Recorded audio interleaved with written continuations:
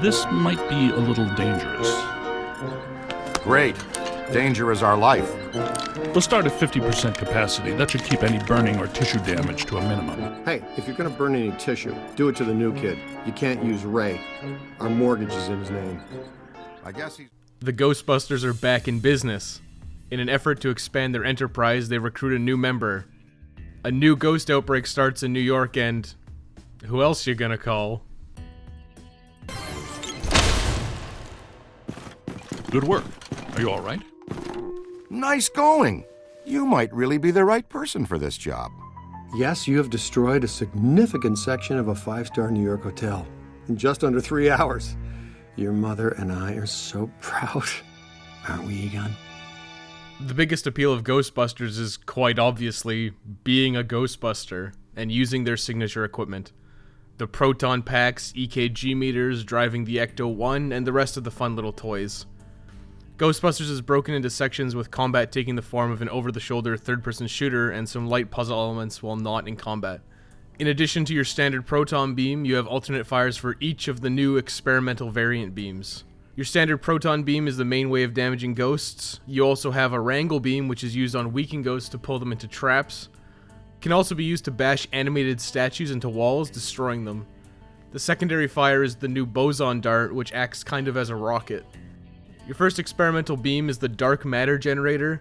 This unlocks the shock blast, which functions as a shotgun and used mostly for clusters of smaller enemies on the ground.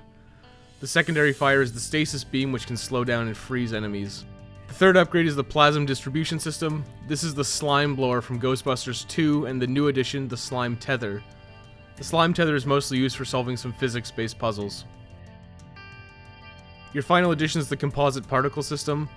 This is 2 extremely powerful beams. The first, the Meson Collider, is a high-powered shot that acts as a tracer, and the alternate fire is the Overload Pulse, which is essentially a machine gun that homes in on whatever you've hit with the Meson Collider. Different ghosts are weak to different beams, so most of them have some use, and you can easily change on the fly to deal with whatever is coming your way. Battles in Ghostbusters are hectic. It's nearly impossible to keep track of everything that's going on with so many ghosts. The main issue with combat is accuracy. Without various upgrades, your multiple types of streams have excessive deviation. When you combine this with ghosts that tear around the area like they're on PCP, it's hard to really engage in the combat. The speed of enemies means they'll fly outside of your viewpoint and you become reliant on your AI partners to give you a clue on where the ghost ran off to, which makes most of the battles a lot longer than they probably should be. The control scheme is pretty awkward when you're using the wrangle beam and traps specifically. If you're playing on PC with a mouse, this will no doubt be a lot easier to deal with. What a nightmare. Thank you. Not the words a rescuing hero wants to hear from his damsel in distress. May I say? Ghostbusters isn't the prettiest game, but it gets the character likenesses right and is faithful to the movies. The new ghost designs are fun, and you do travel into the ghost realm, which is a twisted world of constantly moving walkways and spatial oddities. Even the standard levels in New York have some occasional paranormal event, which makes things quite a bit more interesting and gives some much needed diversity to the levels. Every original member reprises their roles. Bill Murray as Peter Venkman, Dan Aykroyd as Ray Stantz, the late Harold Ramis as Egon Spangler, and Ernie Hudson as Winston Zedmore. Stand back! Look out! Whoa! Here they go! Double full torso animators! Come on, after them! You heard Stance, let's move! The voiceover work is exactly what you'd expect from an all-star cast of characters. It's high quality and really the selling point of the game. Hey, that was a game. Ghosts and Gargoyles. A game we played when I was in the seminary. Ghosts and gargoyles. What ding do you play? Do you have your 8-sided dice with you? Ghostbusters does provide all of the original cast adequate time for representation. You continually cycle through all the Ghostbusters as one-on-one partners during missions, which provides ample opportunities for their individual personalities to come out, which wasn't always possible in the movies. The choice to provide a new, nameless, voiceless addition to the Ghostbusters is well thought out. It lets the cast have a common whipping boy and allows for some extra banter that may not have existed if you played as one of the original cast instead. It is a direct sequel to the second movie and is filled to the brim with references from both movies. If you're a fan of Ghostbusters, there's a lot to like, and really, you're the target audience for this game. Happening, Peckabee. This is for Jock and Jock alone. We will wait for him to get Just don't do it. Ghostbusters is pretty by the book in terms of difficulty. During combat you have health, but if it depletes to 0, you're simply knocked over and have to wait for an AI partner to pick you up. The AI aren't particularly good at picking you up, and they're even less adamant about picking up other AI members. As a result, you'll end up playing babysitter a lot, especially during a lot of boss fights.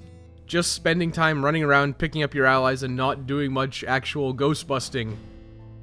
In some sections, your AI partners will just be constantly falling over and you have to run around picking them up until you finally thin out the ghosts enough to actually engage in the combat without constantly carrying the team.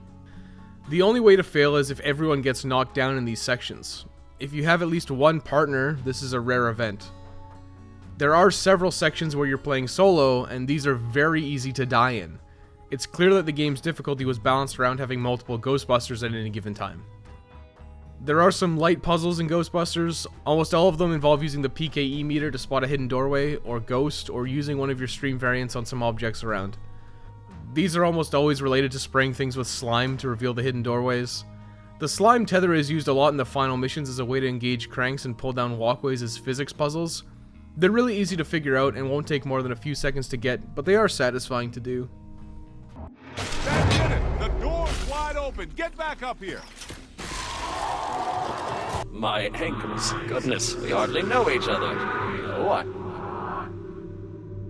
Who? What are you? No! Help! No. Ghostbusters is a linear experience. It's broken down into 7 missions, each taking about 45 minutes. A completed playthrough on normal, which is labeled as experienced, gathering a good number of the extra collectibles, was completed in 6 hours, 27 minutes, and 4 seconds. It's a good length. There is one mission which is a return to the first area in the game which did kind of feel like padding out the length a bit, but you do go into some different parts of that area and it does switch it up enough that it's not feeling like a complete rehash. It's long enough to feel fleshed out from a story and gameplay perspective, but short enough that it doesn't overstay its welcome. It's a really hard spot to nail, and thankfully it succeeds. There are some additional difficulty modes as well as co-op challenge maps.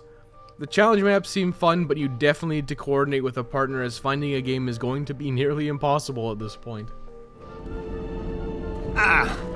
Junior's pretty spry, even with that 100 pounds of proton accelerator. Ow! That was ow there!